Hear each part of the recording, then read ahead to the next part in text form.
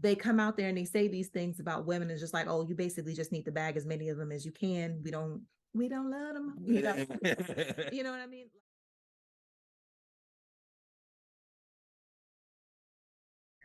What are you guys' thoughts on these? Because we're talking about marriage and family. What are you guys' thoughts on these fake Kevin Samuels-esque type YouTube channels? You know which ones I'm talking about. I'm not going to give them a shout out. That basically is saying, as men, we need to be out here slaying as many women as possible, smash and dash, bone and gone, never get married. Marriage is outdated.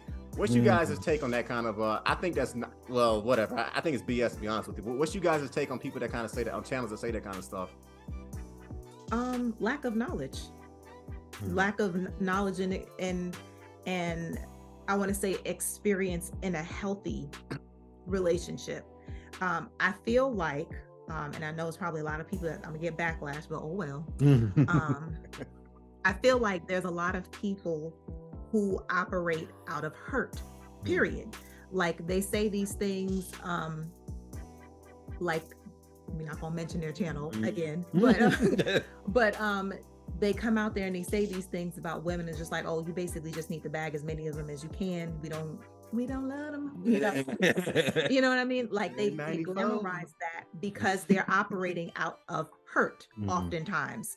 And I know some people be like, no, it's not, they might say, oh no, I'm tired of people saying, oh, we're operating out of hurt, because I heard that recently, I think on one of the podcasts we just listened to. It doesn't have anything to do with hurt. Yes, it does. Oftentimes, because if you can tell me that as a healthy individual male, you had a healthy relationship with your mom, with women in your life in general, for you to then turn around and say that all women are trash, or you just need to go and get as many bodies as you possibly can, something in that equation is not right. Somebody hurt you. You know what I mean? Somebody hurt you in that space. And oftentimes I feel like it's a joint thing. I feel like you hurt each other. The man hurts the woman and the woman hurts the man, and they're operating out of a place of hurt oftentimes when they're saying that. That, or they're just in echo chambers and they're listening to other people that they feel as though who are cool, or who may have a lot of money or influence. So they're listening to these people and they're thinking, oh, okay, well, this person is successful and they seem to be living the life, Disneyfication, looking at them on IG and all these different things or whatever, and thinking that they're happy and those are goals. Like, this is what I need to do. But that's not necessarily the case. They're showing you what they want to show you, the good part, but they're not telling you about the other side of it. They're not telling you about, like, the gentleman, I forgot his name. We did a video on him. I forgot his name. He works out. The dude that works out. Bradley Martin. Yes, Bradley Martin.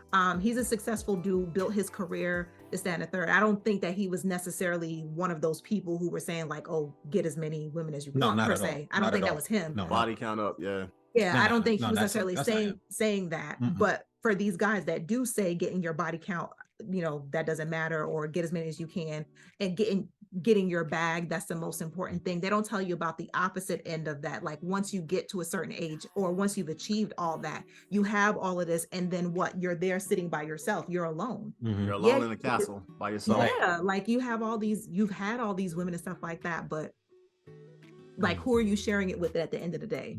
Like they say, it's lonely at the top for a reason. Right. Like, you've attained all this wealth and you've attained all this whatever, but you have nobody to share it with. And that's a lonely way to go through life. Yeah. Especially if you don't have anybody that you can truly trust, because you haven't taken the time to develop a relationship with someone for you to be able to share that with.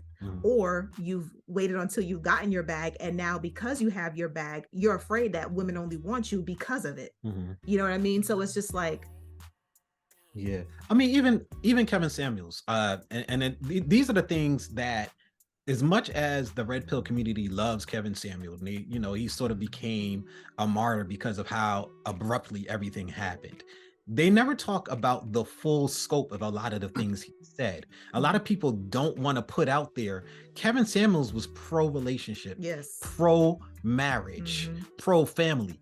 One of the Finance. things that he constantly talked about when people used to ask him, well, what makes you feel that you could say this, that, and the third? And he'll proudly sit up there and say, well, X amount of people have gotten together because of me in my personal Discord and in the group that I have. X amount of people have gotten married because of me. I have actually shown results of getting people together to establish families. Even Kevin Samuels, one of his biggest things, and a lot of people don't want to take it in because of the way that he spoke, a lot of guys were attracted to it because as men, we don't need the soft words. You know what I'm saying? We just need you to give it to us straight. Thank you. Right? We don't need a chaser, just give us a straight shot. Straight shot in. We don't need a chaser, give it to us. Exactly. And he was genius because he knew how to mix that and how that would make people react and still say certain things that a lot of these guys don't take in. He even said, if you go and you get all of this stuff, you buy all of this money, what the hell are you doing it for? If you have no legacy, why? So that you can die with it? What is the point? right. He himself said that. And he talked about when we were talking about you need to smash as many girls as you want to and stuff. And I know the reasoning that they say that is so that you can desensitize yourself from being able to be manipulated by a woman. That's what they say is the reasoning behind it. But I think the thing is, the women that you're placing value on, because the scale you're using is just how they look, that becomes something that you have to be so concerned about. And because you have nobody there that's helping you to vet the women that are coming in there, you as long as she's beautiful, she can come on the boat. Don't matter. That's the only requirement. You look good. Oh, you know what? That was really good what we did last night. You want to stay? Like, come on. Like, that's not smart. It is counterproductive to a community. And I think that's one of the biggest things that a lot of people don't really understand. Part of we as African Americans inside of this American society have the second highest number of millionaires out of every race. That's the crazy thing that no one talks about either. Second high, but yet we are the brokest. How does that make sense? Because the family unit and the community is broken down. And it's the understanding that a lot of people don't understand is it is in every Black person's best interest to build the sense of community that we have, because it is not just going to affect you and your children, but everyone around you. Because you can go and get all this money, but then what's going to be the point if you don't have anybody to give it to, no one to share it with? Like, this breakdown of the family is the reason why so many of us are suffering. And regardless of the fact, and it is a fact, that you make your own life. I know that a lot of people talk about the victim mentality. That's one of the things that a lot of people talk about. The reality is most people are going to be victims of the circumstance in which they were raised. Most people do not have the mental fortitude to understand. They don't even have the information to understand that you are in so much control of your life, no matter where you came from. You have the ability to change things, because a lot of people in our community don't believe that things can change. They believe it can change for everybody, but not me. Right. That is one of the prevailing things that has lingered in our community from slavery. Yep. That's one of the lingering. If you train somebody to always go in the back door because they can't go in the front door, when they finally get the opportunity to go through the front, they're automatically going to go to the back. And they're going to teach their kids to go to the back door as well. Right. So it's just one of the things that a lot of people need to understand for the person that is average, normal, regular, which is most of us, because everybody thinks that normal, average, and regular is the worst thing that has ever been happened in the world. You know, say like, oh my goodness, I don't want to be normal. I don't want to be average. Most people who are average, normal people are going to succumb to their situation that they were raised in, right? Because as hard as it is for people to hear it and hard as it is to say it, everybody ain't smart. And I said it the wrong way on purpose too. All of us ain't smart, y'all. Everybody ain't gonna make six figures. Exactly. Individually.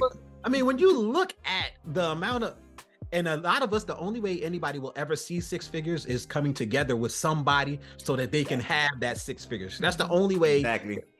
Another thing, Kevin Samuels was anyway, look, another thing he said, that's the ability to do things like you're saying, to invest, to be able to build a portfolio, to leave a legacy for your children so that they can have a leg up and an opportunity. It all depends on us being able to bridge this gap between men and women in this family.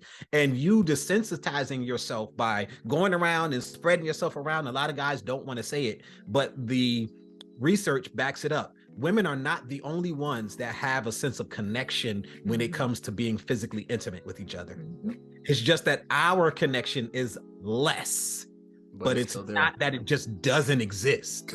Yep. And that's and the funny thing is, when guys say that you should sleep with X amount of women so that they won't be able to get you, what you're essentially saying, without realizing it, is that men have the ability to connect to a woman just like women have the ability to connect to a man through physical contact. They're saying it without realizing it, that they're saying it. Because why would you have to desensitize yourself if it wasn't something where we would be connected by doing that anyway? It's pair bonding. Pair bonding. It's complete. I mean, yeah, you're telling it completely like it is. You said something earlier, Jermaine, as well, that just, as Black Americans, we are the second highest number of millionaires in our race. Yes.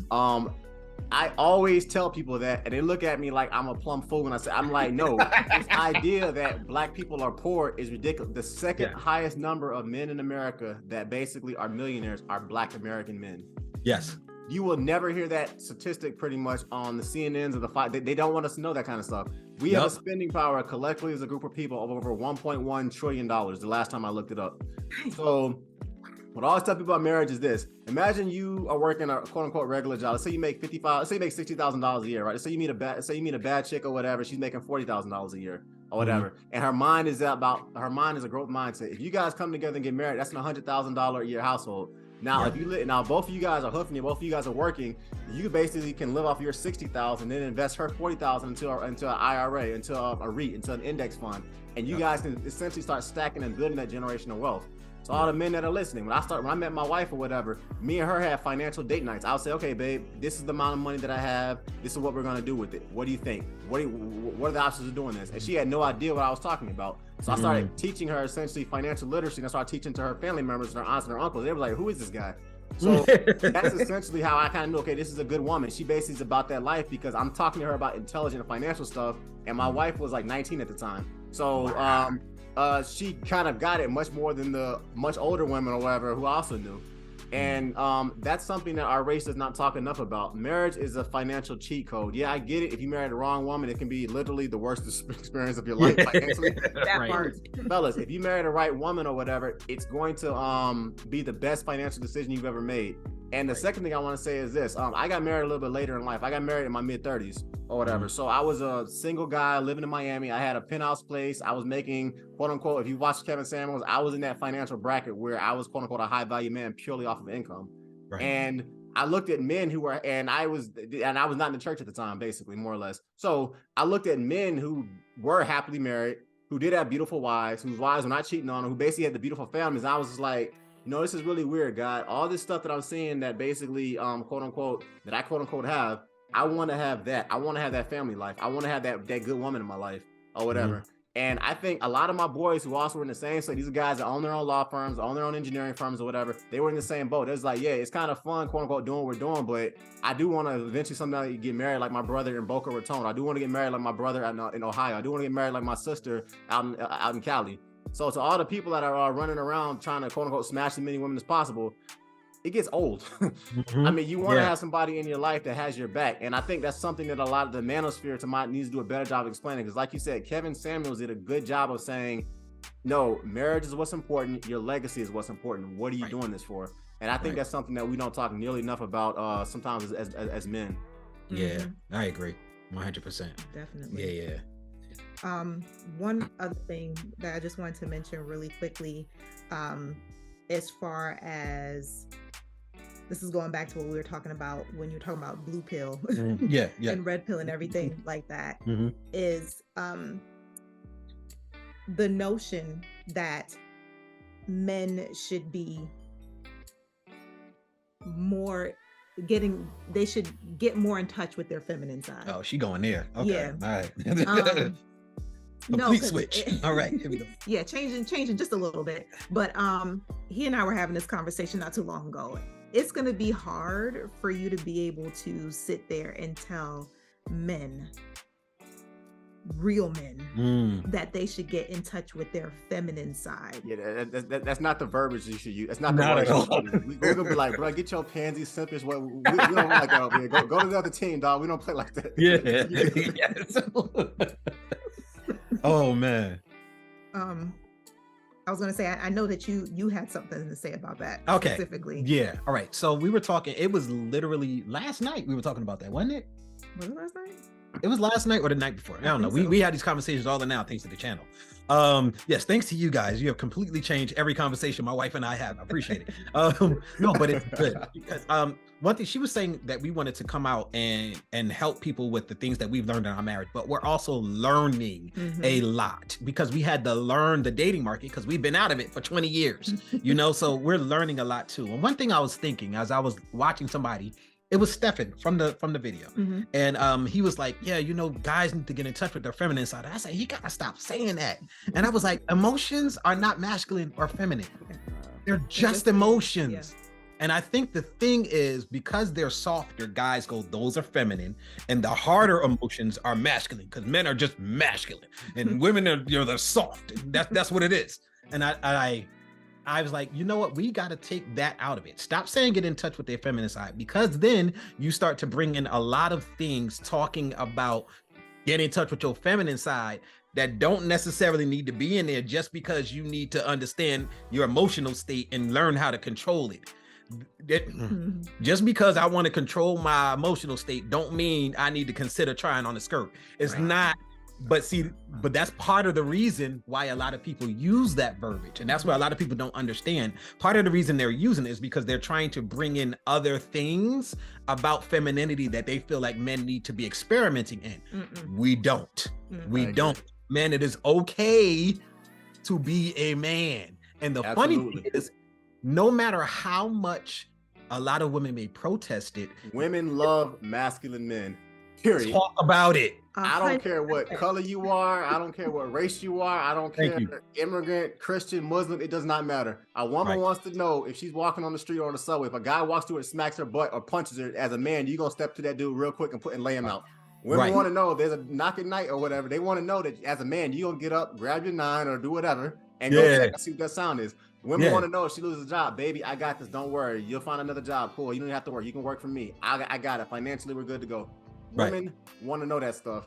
And I think when this bro, I think his name is Stefan, when he was saying in that video, get in touch with your feminine side, that's not the verbiage I would use. This is how I tell brothers get in touch. This is how I tell men I coach how to get in touch with the feminine side. Bruh, ask that woman what her favorite meal is. If she's African, ask her how to basically make her favorite African dish. If she's Serbian, ask her how to make her favorite Serbian dish. Cook it 3 times, cook it 2 times, and the third time you cook it, invite her over to your place, and it should be good by the 3rd time you make it. That's how you get in touch with your feminine side. All right, you and your wife, y'all been beefing. You and your girl, y'all been beefing or whatever about whatever. Do this. Basically, talk to her in a kind, caring way or whatever, and then I guarantee she's gonna make you feel better later that night. That's how I tell guys to get in touch with their feminine side, because you start using that feminine whatever, you're gonna drive real men, like you said, Jermaine. You're gonna drive us off because we are not. That's not the verbiage we're gonna use. Yeah, not at all. And I think that the idea for guys, you have to understand the softer side. All right. So for guys, look at it like this, because I know that there was a thing, even with Kevin Samuels and with other guys, about how men speak, right? How men speak to each other versus how they speak to women versus how they speak to crowds. If you're somebody who is an orator, you have to learn how to speak for the crowd that you're presenting whatever your idea, whatever you're selling is to. Read the room. And yes, read the room. Guys, men are goal-oriented, right? One of the things about men is that we tend to see big picture, women see detail. as a guy, when you're speaking to a woman, I'm just speaking as a married man, telling you personally in my life, when it comes to me and my wife, when it comes to me and even my cousins and other women in my family, you have to understand, what is the best way to get to your goal? You have to think about when you're talking to women. And the reason that Stephen Speaks has such a large audience is because he knows how to speak to his audience. If you're having a conversation with your wife, you can't talk to her like she one of your boys. Now, we know that when it comes to certain things we do and don't say around her, because the reality is we've been rating y'all since we were 5 or 6 years old. Bruh, let's just be honest. I remember rating women when I was in 8th grade very clearly. And what we were saying was, we was talking about this one had a big old and this one had a little teeny one and their face was this way and that. We were very honest about it to each other. We said nothing to the women. That doesn't change when you get older. You have to, what is the best way to accomplish your goal? Are you trying to problem solve in your home? What is you talking a certain way? Even if you're talking to a dude and you talk to him crazy, we're used to talking shorter. We just sort of get to the point and we're blunt. But if there's a certain way that you're saying the short thing, even a guy will go, dude, who you talking to? Exactly. So women knowing, and I'm sorry for those of y'all who think, because we're equal, that women and men are just exactly the same. We're not. Women are more emotional, right?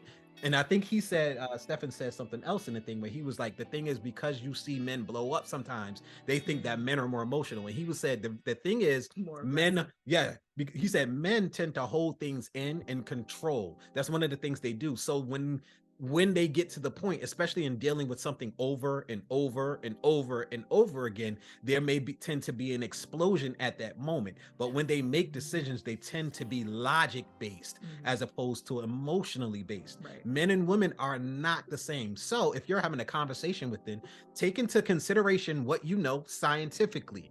Women are a little bit more emotional. When they receive information, it goes in through their emotion center first. Dr. Caroline Leaf is a great woman. She explained this, and I was just like, ding, like when it happened, it goes in through their emotion center first, then it goes through their logic center, then they make their decision. When men receive information, it goes into our logic center first, then to our emotion center first, then we make a decision. That's the way men and women are built. It's different. And so as a guy, if I'm talking to my wife, I have to understand she's going to go through her emotion center first. So the way I talk to her, she's going to look at that before she listens to what I said. And a lot of guys have seen that, because you'll sit up there arguing with your wife and you'll be like, I didn't say that. And she's concentrating on the way you said it. Exactly. And a lot of us have been there where we end up apologizing for something where we didn't do wrong, but communicate I'm sorry I made you feel a certain way when I was saying that, baby, but we still got to handle it the way that I was saying that we handled it. So now you got to come back and revisit it. We have to learn that we talk to women differently than how we talk to women, just like we talk to a board at a board meeting or a crowd differently than we talk to our boys. Yeah. Yep. And it's been like that for, centuries. I'm not going to talk to my quote unquote pastor. I'm not going to talk to my father. I'm not going to talk to my, same I'm going to talk to my boys on the block or the dudes I'm hooping or playing basketball with. Right. So you have to know your audience or whatever. And one of the things you mentioned earlier is about you have to know your audience. So if I'm talking to like some feminist chick and she's coming at me in an extremely aggressive, rude mood, I'm talking about to the point where, like, as a trained fighter, I'm thinking, okay, if you was a dude, I probably would swing at you right now because I don't like, honestly, the energy you're giving me. But literally, as men, there's a certain level of low violence that we have amongst each other, period. If I'm basically in the streets or whatever, and a guy's coming at me in an extremely aggressive way, and I can tell, okay, this guy is ready, all right, as a man, I need to be ready to defend myself or whatever, your adrenaline's will start pumping, it's fight or flight mode or whatever. There are certain ways that women can kind of talk to men nowadays, and they don't realize they're essentially almost trying to elicit that same response from us. And as a guy, if you're a good guy, you're never gonna put your hands on a woman, but that's where that whole feminine energy kind of comes into play or whatever. Earlier when you guys asked me what's a aspect of a high value woman, high value women have a mystique and a feminine energy that kind of calms men down. Whereas aggressive, low value women rile us up. It's like dealing with a hood chick versus dealing with a woman who's properly raised to be a wife. Yes. And you hit the nail on the head about that, Jermaine. You really did, bro. You really did. Yeah. So I just want to, that's one of those things that we try to put out on the channel, because we do have certain things that we say in our man spaces, and we'll complain about how our wives take the way that we talk. And that was just one of the things I came to realize. Like when he was talking about the feminine energy and all that stuff, though I hated the terminology he used, but I just I was like, don't do that, brother. No, we don't got to be feminine at all. Just No. just let men know. Look, emotions are emotions. Like if they were male and feminine, there are some things that are feminine and there are some things that are masculine. Guess what? The women ain't got the things that are masculine, the men don't got the things that are feminine. But there are certain things that we do have in common. It's just that the levels are different from men to women, just like the levels of testosterone in a woman's body is very different than the levels of testosterone in a man's. I mean, immensely different than the levels of testosterone in a man's body. The same thing with estrogen. If a man gets a certain amount of estrogen in his body, it starts to develop cancer cells. So, like, we are not meant to be the same at all. And to take it back in the day when men are on the battlefield dying in war, testosterone is what allows you to essentially run into bullets or run into a hail of arrows or whatever. It literally kept. I forgot. I think it's called the disposable man theory or whatever, which says that essentially as men, every one of us has like 400 billion human beings inside of us. And the idea is because when one of us dies, well, we can make another one. Here's another one. You got 400 billion others kind of there. Testosterone allows you to basically fight harder, fight harder, and basically keep society safe. And when you try to tell men not to be men, that's where chaos essentially erupts. Really is. Yeah, definitely. In regards to that, let me ask you this, fellas. Let me and Onika as well, Jermaine and Onika. Let me ask you this. Right now, I read a study that says men today at 20 years old have the same level of testosterone as women. As men at 60 years old today, and men like 50 years ago had the same level as testosterone at like 15 as like a viral man does at like 25 or something. It's something crazy. Basically, men today have a lot less testosterone, and when you factor in like internet pornography, OnlyFans accounts, and stuff like that, in the past, people had to actually put in work to have sex with a woman. Today, if you're about that life, you can just pretty much find a release on whatever gadget that you have. Right. What are the ramifications for that in our society that you guys think? Because they're saying men today are not dating or approaching women nearly as much as they did 10 years ago. So what are your take? What are you guys' take on that? I would say. I mean, the lack of testosterone and the overabundance of internet sexual content, I would say. That's a lot. It's a lot. But I guess, firstly, I will say the main reason or the big reason why I think men have a lack of testosterone nowadays is because of the food that we eat. Okay. Just because of what we are going through personally right now. Like, I can't stress enough to people in general, but especially people that look like us, we need to be aware of what we are putting into our bodies. Okay. The food that we eat, you are literally eating for life or eating for death. It doesn't make any sense that a 60-year-old, 40, 30 years ago? No, today, a 60-year-old man today has the same level of testosterone as a 20-year-old kid. That's what those are the kind of studies that I'm reading right now. Right, no, and that's what I'm saying. Like, it doesn't make any sense that a 60-year-old from back in the day would have a higher testosterone sperm count, basic. I don't know if I can say that. Whatever. Yeah, count. Leave that out. The fact that they can have a higher count at the age of 60, 30 years ago than a 20-year-old in this day and age says something. Right. Like, there's something significantly wrong with that. I remember when I was pregnant with our son, with Cairo, and when we had Nala, when I started giving her formula, she was allergic to it, so we had to switch over to soy. And so because of the experience that I had with her, automatically when I had to go to formula, I was thinking to go to soy for Kai, for our son. And it wasn't until way after the fact I found out that that wasn't necessarily a good thing, because soy in men increases their estrogen levels. And just like Jermaine was saying a few minutes ago, like if you take in too much estrogen as a man, that can cause cancer in your body. So a lot of these things we don't know because we just don't know. We're not educated on it. A lot of these foods that we're eating that are high in estrogen for men, you know, or just our foods being pumped with a whole bunch of hormones, chicken, and, you know, all those different things that we're eating, it's like, it's jacking us up on so many different levels, and people don't realize it, or we don't talk about it enough for people to understand like the detriment that it's having and wreaking havoc on our bodies. Yeah. So I think that's one of the major reasons as to why that is. But then also, to your point, just the accessibility and the fact that nowadays there is no shame for women basically to go out there and just spread them for whoever they want to, and it's easy access for most guys, like, or, you know, they can basically go get it wherever they want to, or if not that, then they can easily find it online. Like, that takes out the whole what they say, the thrill of the hunt, you know,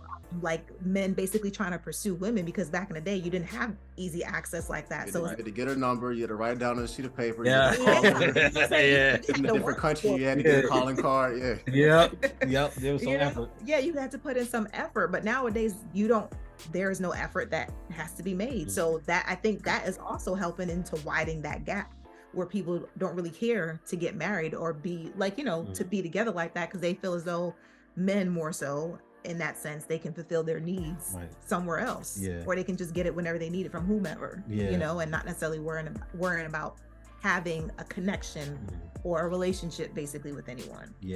She said something that was pretty much key to your question. We are living in an age right now where social media is the gift and the curse. And I think that's really the home point of that, because there was a time, as we're talking about people having to work for to get the attention of women and stuff like that, but people also had to work to be heard. You had to develop some type of reputation to be the type of person who would be speaking about anything. You had to have some type of knowledge of the subject. People had to respect your intellect. They had to think that you had something of worth if you were going to speak. Now in the social media age, unfortunately, everybody can talk and have an opinion, even people who should be really, really quiet. Yes. So very quiet. That is a part of the big issue that we're facing with exactly what you were talking about. We have so many people putting out messages and continuing messages about these things, the relationship between men and women, the situation concerning how easy it is for men to just go, we have an over-sexualized society and all of this stuff. And then you have a lot of these women who participate in this society. And the problem is, if a lot of the young people, and me saying this, all right, try not to get myself canceled. I'm trying to word it a certain way so y'all understand what I'm saying. All right. One of the issues that we have is that there is a complete lack of respect for what the older generations have to say about certain things that do and don't work. Just like she said, my people are destroyed for their lack of knowledge. And a lot of that is a lack of wisdom, which is very different from knowledge. And a lot of people don't understand that, and they no longer respect what people who are older are saying. And everybody right now in this social media society is living for right now. They're not thinking about how the decisions that they're making, whether it's I'm gonna stay at home and just go online and find something for me to be able to release on, or if I want to, as a woman, over-sexualize myself so that I can pay my bills. They're not seeing how those things are going to have long-term ramifications, because all they're thinking about is right now. All I'm trying to do is make my rent this month. All I'm trying to do is think about things right now. And then this doubles back to what we're saying about the importance of a channel like yours, because people don't understand finance, because people don't understand relationships and long-term ramifications for the decisions that you make now, both financially and emotionally, as far as your relationships are concerned. They're not listening to all of the people getting online right now at 40 and 50 years old talking about, the women who are talking about, I can't find no man who wants to give me any attention, or the guys that I'm finding ain't worth nothing, because I wasted my time going out here doing what I'm doing, shaking and this, that, and the third. Pookie and Ray Rays. Yeah, Pookie and Ray Rays, busting it open for them, So it's like, that to me is essentially what the big issue is about, exactly what you said, because everybody has a voice, and now people are just attracted to the voice that sounds most like the voice that they hear in their own head already. And it's not necessarily about whether it's somebody who should be speaking. It's just that somebody who speaks and makes me comfortable in where I am, so I can just continue doing what I'm doing instead of having to grow and having to learn and having to change. So that's what I think. I mean, I agree. Yeah. Let me ask you guys this. You guys have been married for 20 years. I've been married for 3. So I'll defer to you for the marriage knowledge and everything. If a person says they want to get married and they're looking for a healthy marriage, what advice would you give them? I mean, what are 3 pieces of advice you would give them, I guess, in the marriage, in the marriage, or even in the finding a spouse in the dating game? What's some advice you would give them, I would say? Well, the first thing I would ask them is, have they figured out what they want to do with their life? Have they figured out basically their purpose? Most people haven't, but it's something to think about, because unfortunately, that is not something that we talk about enough, or at least we didn't before we got married. But now in this day and age, I'm hearing it more. Yeah. But I think talking to them about understanding what their purpose is in life, why God put them on this earth, figuring out what that is first, so that way they can be on the path to start to develop their gifts to help them basically with their purpose. Because the Bible says that your gifts will make room for you, i.e. money, to take care of yourself and other things. So, and the reason why that's important is, for example, if your purpose in life is to be, I don't know, an engineer. Maybe you're gonna engineer. Yeah, Okay. I mean, engineer. Okay, that's cool. But I was gonna say something like, that would mean that it would be very difficult for you to have a relationship. So, let's say if you were gonna be the next Oprah. Like if no, I'm serious. Like if the calling on your life is someone who is to be to that level of success, if you're not working on that now, and you wait until you get married to try to pursue that, you can make it so difficult. Not that you can't achieve it, but you make it more difficult, because regardless of whether or not you want to admit to it, marriage is work, and it's commitment, and it's time. And just like anything else that's worth anything, you have to put time and effort into it. So if your time is divided, because you have to put in so much time and effort into building, a legacy, a career, something as big as like an Oprah, like that's going to take a lot of time. You might be able to have a spouse or what have you, but let's say if you wanted to have kids, that might not be something feasible for you, at least not in that present time. You might have to look maybe 10 years down the line, because you need the time to set yourself up before you can bring kids into the picture. So that's one thing I think purpose would definitely be one. Yeah. Is having that conversation. Yeah. And to bring that even further in, one of the things about marriages that makes marriage hard for a lot of people is being out of purpose and substituting what it is that their actual purpose is with what they see online. So we're gonna connect what we just talked about to this. A lot of people that I've been around, that I see, they'll go to work their job, come home, and because they hated the last 9 hours of their life, you bring all of that into your home. And now your home is in disarray too. And this is both for men and for women. A lot of people don't understand, because they just want to chase money. So you got somebody like yourself who is obviously purposed to do what it is you're doing, because I can hear just in the way that you talk about it that there's a level of passion. And those are the people that tend to excel at the job. When you go to people who excel at the job, is because it's people that when they go to work, it's not so much like begrudging, gritting your teeth, like, oh, gotta be at work all day. It might be hard, but even in it being hard, it's like you're enjoying the process. Right. You're learning, you're growing. When you go home, you're not anywhere near as tired as the person who just went to the factory working a job and they hate it. But the reality is they would rather be doing something else. I would rather be at home cooking because I really, really love cooking and I'm good at it and I don't even have to put in effort. For some reason, the way the seasoning, it all makes sense in my head. Sometimes I make up dishes, but I gotta go to this job and work this factory thing just so I can pay my bills. And then what happens? You come home, you don't really have a whole lot of time to cook like you would want to, but you got to. So now you cook and you're pissed off. And you look at your spouse and you're like, I can't. And if you don't pick the right, like there's some situations where you pick the right one, and even if you're out of purpose, they can help you. But then what happens is a lot of people start looking to their spouse to make them happy because they're not already happy because they're out of purpose. And that causes a lot of issues too. So just to sort of bring her thing with purpose all the way home for people, a lot of us can understand. Going home, I used to come home when we first got married. I was depressed for years, undiagnosed, but I was depressed for years to the point that I wanted to take my car and literally drive it off the road on the way home from work. Why? Because I hated my job. I used to work a job that I hated.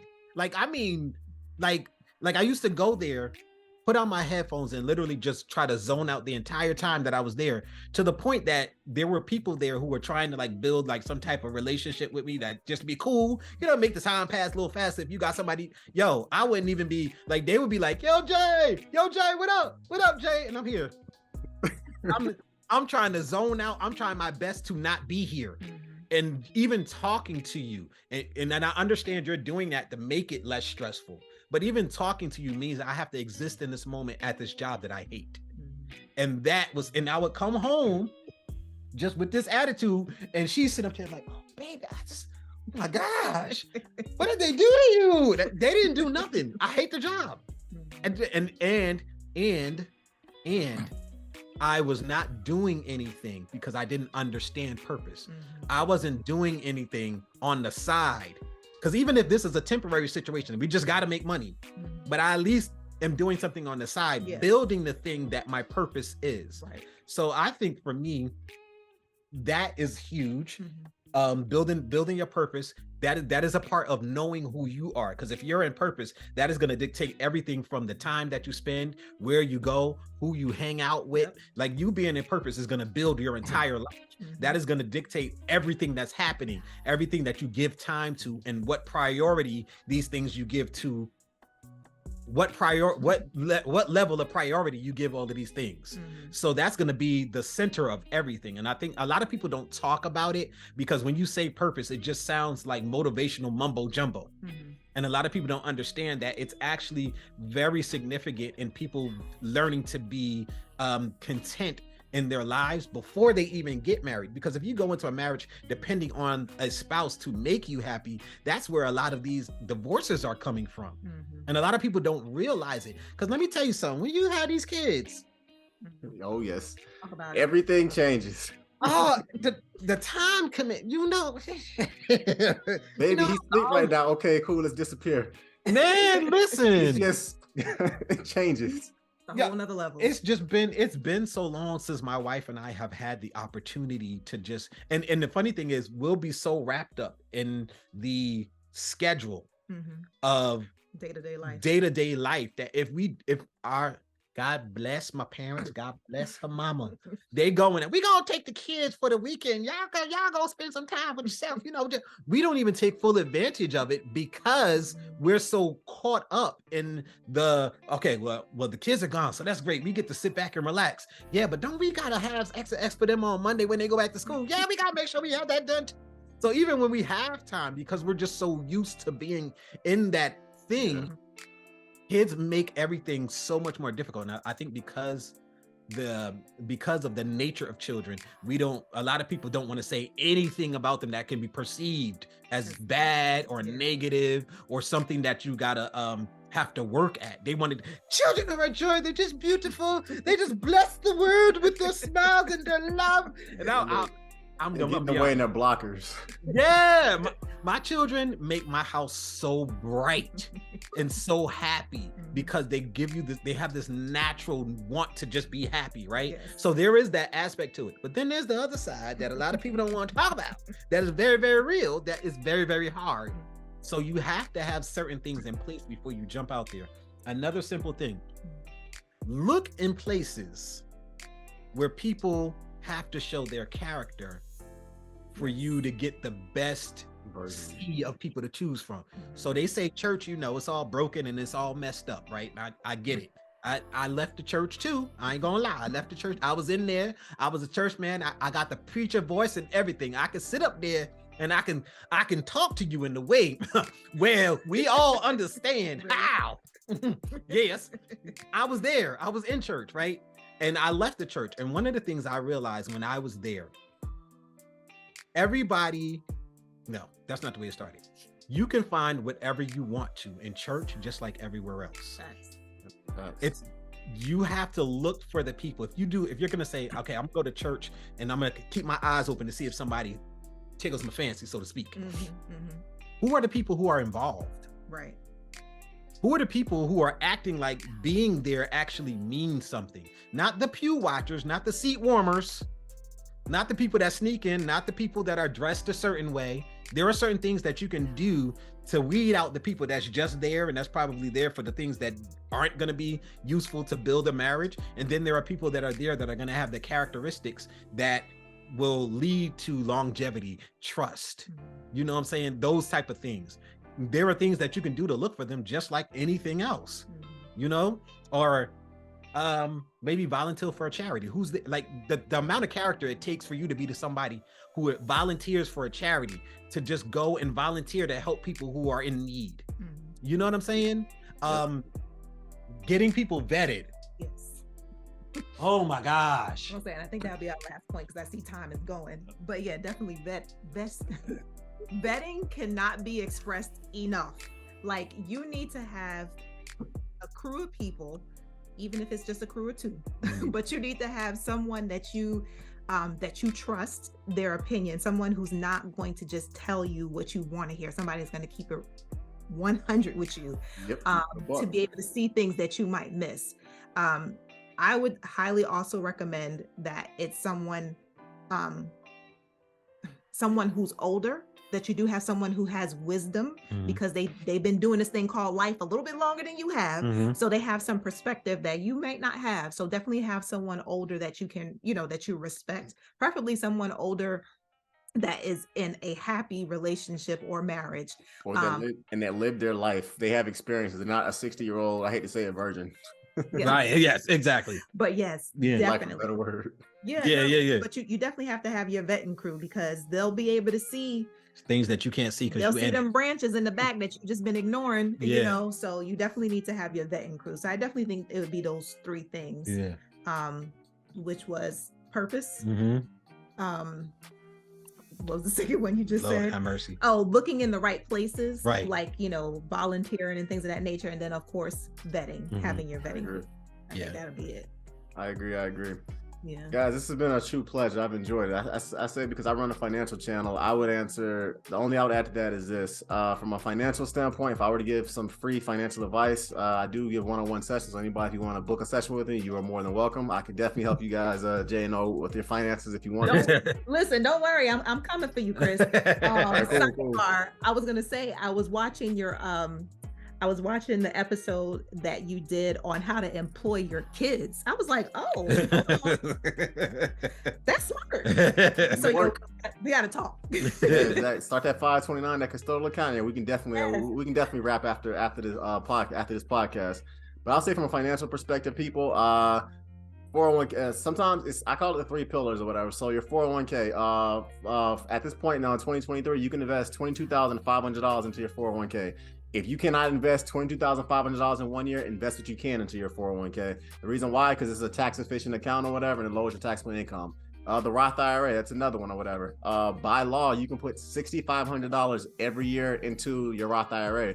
That's another tax efficient account or whatever. So my advice is put as much money as you possibly can. The thing I love a lot about the Roth IRA is that a lot of companies match a certain percentage. So if you put $1,000 into your Roth IRA, a lot of companies will put $1,000 into your Roth IRA. It is literally free money.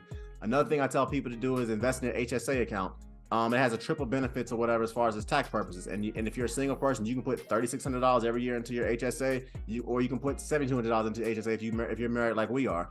So I call those the three pillars. Max out, put as much money as you possibly can every year into your 401k, into your Roth IRA, into your HSA. My advice is start with the Roth IRA because that's the one that a lot of employers, start with the 401k because that's the one that employers match. And also on top of that too, find a high interest account. Just because 3.75% of an APY is a much higher interest rate than 0.01% that you're getting on Bank of America or Wells Fargo or whatever. So there's just different little small things like that. So that's a little quick financial tidbits I'll give you. And I would say from a dating perspective, because like I said, I got married in my my mid 30s or whatever. So just to kind of piggyback off what you guys said, first and foremost, the first bit of advice I would give people about being in the dating game is that take care of your body. At the end of the day, women, I'm just gonna be completely honest, women do not want to be with a guy who's so fat that when he gets out of the shower, his stomach is hanging below his junk. I'll leave it at that. Okay? Let's just be real. I mean, I get the whole body positivity thing, but as a certified personal trainer, I don't get it. People, you need to take care of your body and be healthy. Women, same thing. You can't necessarily change how quote unquote long your hair is. You can't necessarily change quote unquote how tall you are or whatever, but you can always change your health. You can always basically change your body type. So go to the gym, hire a personal trainer, work out. I'm telling you, a woman that if you enjoy the person that looks at you when you sit back in the mirror, you're gonna basically be a much more positive person, and your dating options are gonna improve. Also, find out what your non-negotiables are. If you're a Christian and you only want to date Christians, that's a non-negotiable. If you're a Muslim brother, you only want to date Muslims, that's a non-negotiable. If you're the type of person you like to kind of convert people, and that's what you want to date, you specifically want to date a woman who's outside your faith, cool, do that. Whatever your non-negotiables are. One of mine was I had to date a woman that worked out, and I wanted to date a woman that it was either an immigrant or she had some experiences living abroad. That was just my own thing or whatever. So find out what your non-negotiables are. And lastly, it may not sound fair, but fellas, get your money up. I run a YouTube channel for a reason, because from a financial standpoint, the women you can date making $40,000 a year are significantly different than the women you can make $100,000 a year. It may not sound fair, I get it or whatever, and I get that. But at the end of the day, we do live in America. In this country, in capitalism, you can basically become anything that you want. So fellas, get your money up. I have a podcast where I talk about how to level up as a man. So that's a little quick bit of advice financially and dating that I would give you. That I would give anybody that's listening to this podcast. And I want to say thank you to Jay and to Onika, because this has been great. Thank you guys for inviting me to this channel, because I learned a lot. I thoroughly enjoyed this, and I love what you guys are doing. We need to see more happily married Black couples and more happily married people, period. In my world, in the finance world or whatever, the married couples that I talk to on average have 25 to 35 times more wealth than everybody. It does not matter whether I'm talking to a lawyer that makes $95,000, a mechanical engineer that makes $100K, or a doctor that makes $500 to $200K. Married people have over 30 to 35 times more wealth than single people. And so when people are here telling you don't get married, they're crazy. Yeah, and that's just from a financial. I'm not even going to talk about the legalities and the criminality element that goes to single parent kids who grew up in single parent homes versus dual parent homes. So thank you guys. I love your channel, and please continue doing it, because I want to see more people that look like us that are happily married. I really want to see that for sure. Yeah. Absolutely. Ring gang. Yeah. Ring gang. Ring gang.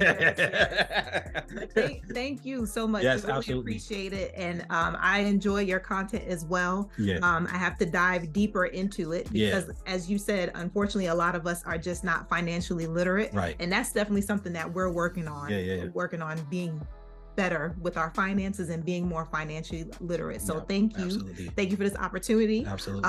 And we had a good time. Absolutely. Yeah. Oh, definitely. I know this for my outro. My channel is all about making money, saving money, building generational wealth, and financially emancipating yourself from generational poverty. So everybody, you can book a session with me if you want. And my Instagram page is @thereal_Financipation. My Facebook page is Financipation. I also have some digital, some e-products below. I know Onika and Jay, we're gonna link up so we can do a one-on-one session and everything about finances and everything. And I've enjoyed it. So yeah, thank you for this. Absolutely. Yes, thank you. And you can find us on YouTube. We are The J and O Show. We're also on Instagram as The J and O Show, but the word "and" is spelled out. On YouTube, you can just put the "and" symbol, but hopefully everything will be linked down below. So if you guys enjoy what you heard, consider subscribing and leave us a comment and let us know what you guys thought. Absolutely. Absolutely. Yeah, same thing. Please like, comment, share, subscribe, and hit that notification bell. So thank you. All right. Thanks, everybody. Thank you. This was a good one. All right. All right. Peace. Peace.